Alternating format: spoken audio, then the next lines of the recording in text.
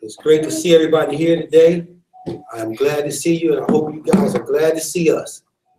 And this is the Moorish Science Temple of America, Subordinate Temple number 12.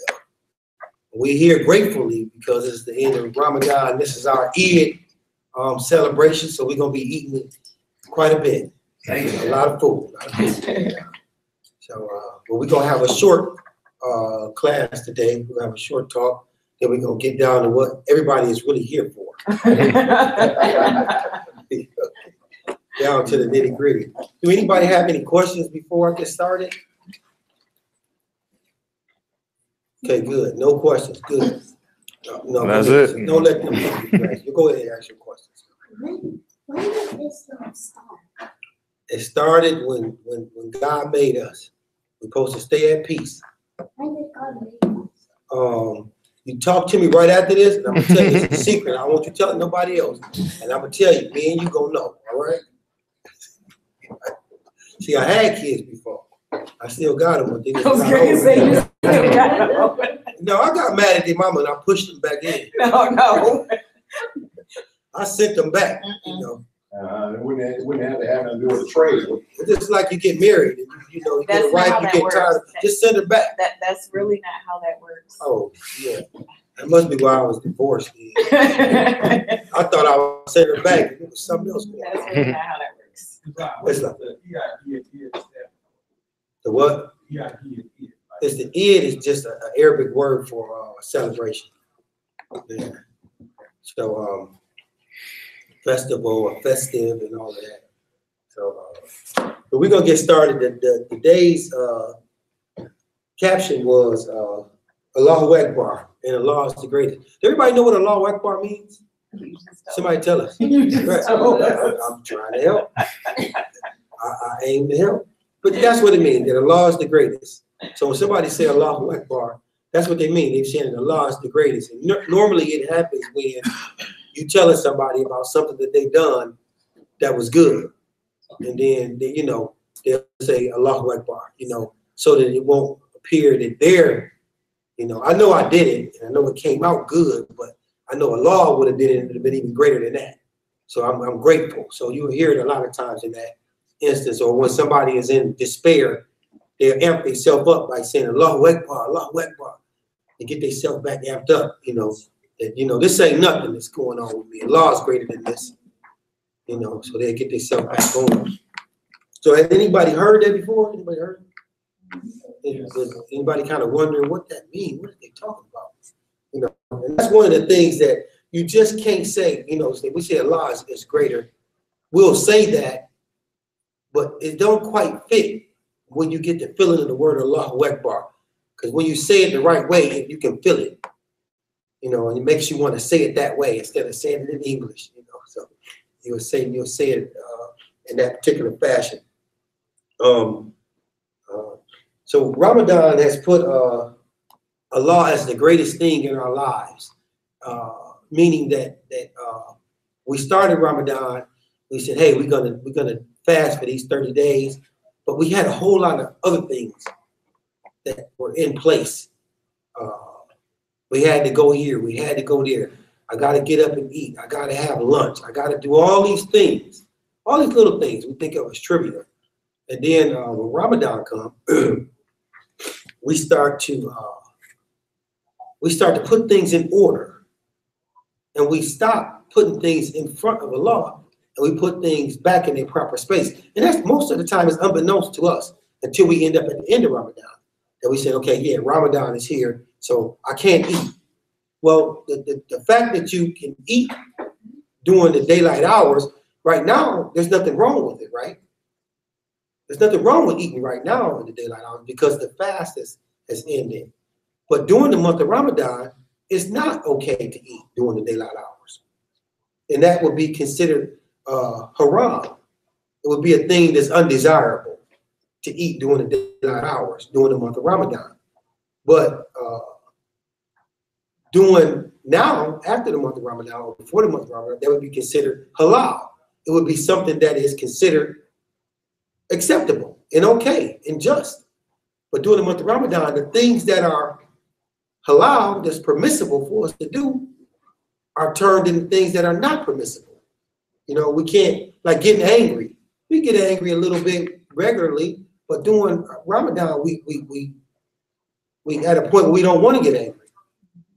You know, we don't want to miss a prayer. We don't want to wake up and eat after the sun come up. You know, all these things are fine during the rest of the year, but at this particular time, they're not.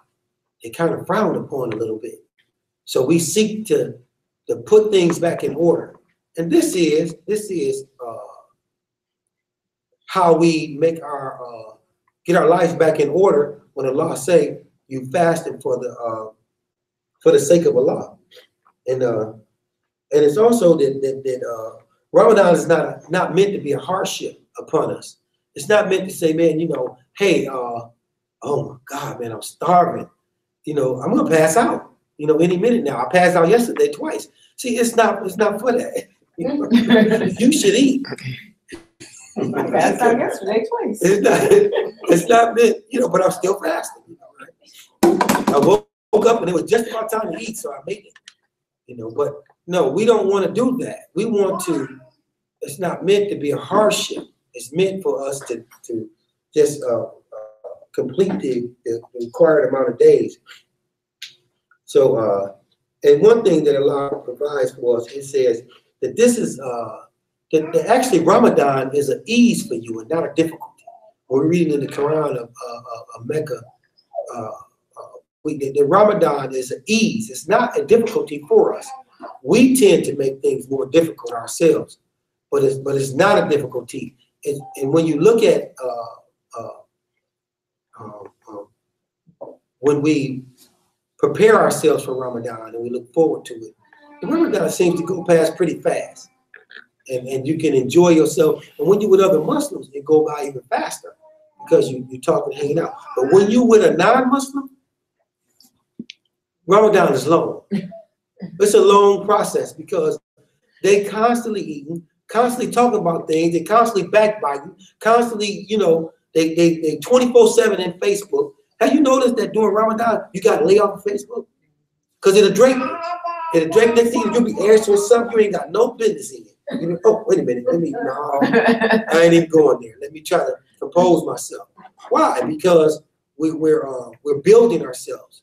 So we're getting rid of a lot of the things that we've been practicing all through the year. So now we're trying to bring those things back into order. And so Allah, He specifically says in the Quran that this is, He makes it ease for us and not a difficulty. So it's not meant for this to be difficult for us. So the difficulty comes from our own selves. You know, you got to realize that from 7 o'clock in the morning till 8 or 9 o'clock at night, if you eat before 7, you're not gonna die. You're not gonna starve to death. Not gonna happen.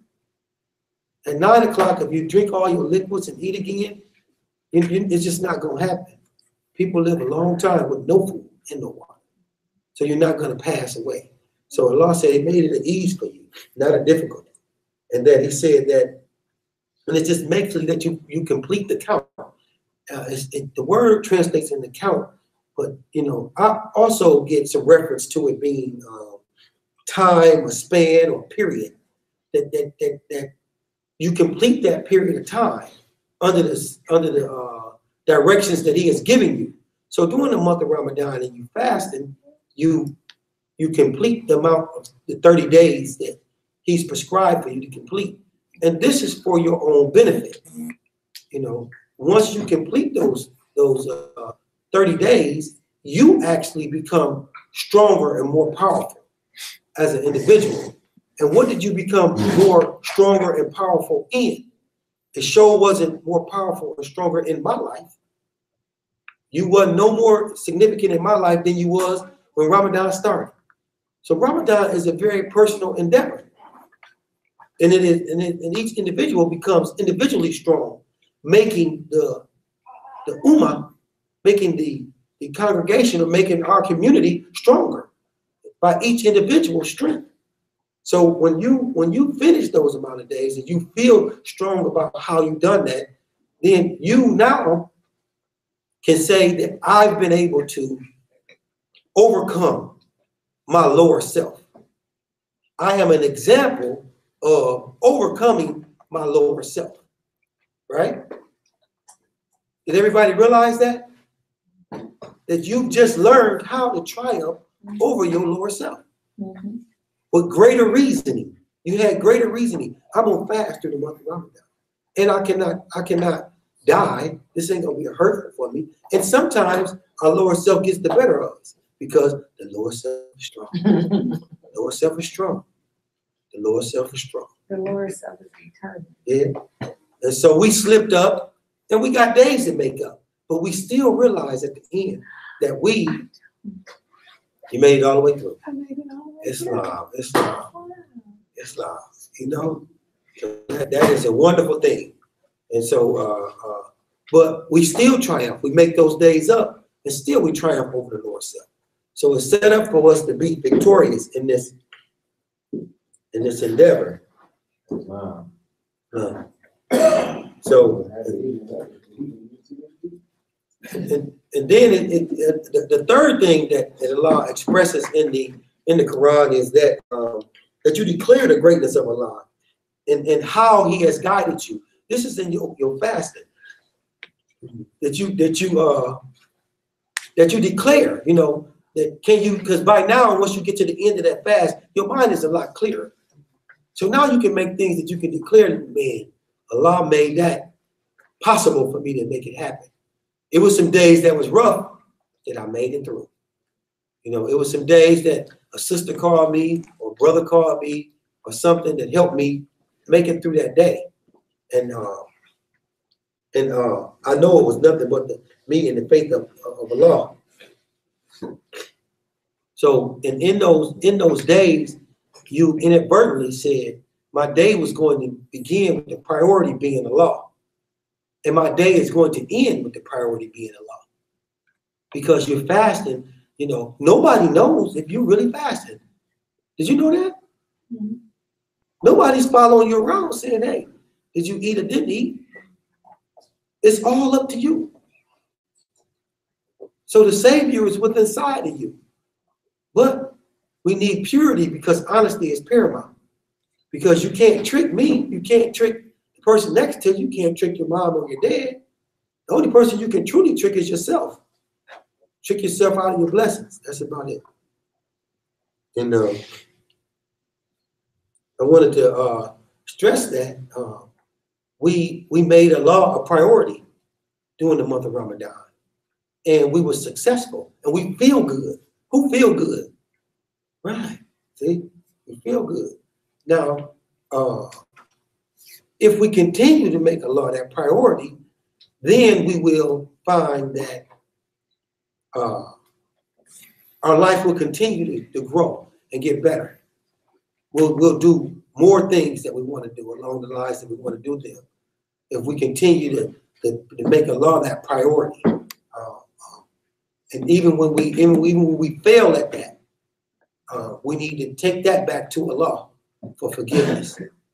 Because it is our own selves that we need to forgive. It is our lower selves that we don't have a relationship with. It's clear that causes us to slip back into what is the Arabic word they use is dunya. Back in the dunya. It didn't even sound bad, don't it? Dunya. That's crazy. It sounds deep, dark. That's the worldly things, the things that are making of the carnal man. So it's the dunya. So we want to avoid the dunya. We don't get me wrong, we get a lot of benefit out of it, but we don't want to spend it as our priority. Our priority is Allah. Islam. Mm-hmm. Any questions for anybody? Okay, great. No questions. Let's eat. And everybody online, if you got any questions, feel free to write. You can text them to anybody that you have their number. You can call. You can email. You can put a bottle in the water.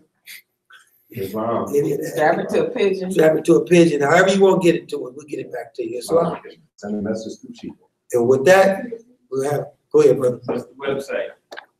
Yeah. What's the website? For this one. Yeah. This one is YouTube. No, for the temple. Oh, MST.net. MST12.net. MSTA 12.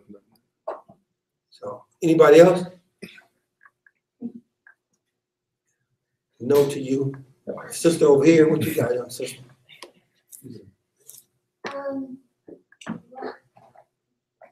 Why do we have prayers? Why do we have prayers? Prayers is so that we can talk to Allah, so that Allah can hear what we say. And then the other side of that is meditation. The meditations is so that we can hear Allah talk back to us. All right? So we asking for something from Allah, and then we want to hear what Allah got to say. We meditate, and then Allah answers us. Islam?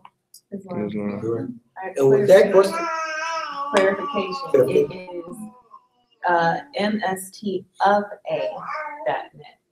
MSTOFA12.net. MSTOFA.net, 12.net. Yeah. Got it?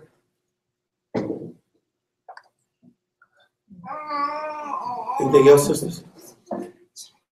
The board right here, the two sisters on the board right here. We all here. All right, so we're gonna close with that. Checking over here. We're gonna close with that. And we thank everybody for coming out, and we hope we see you again. Islam. Islam.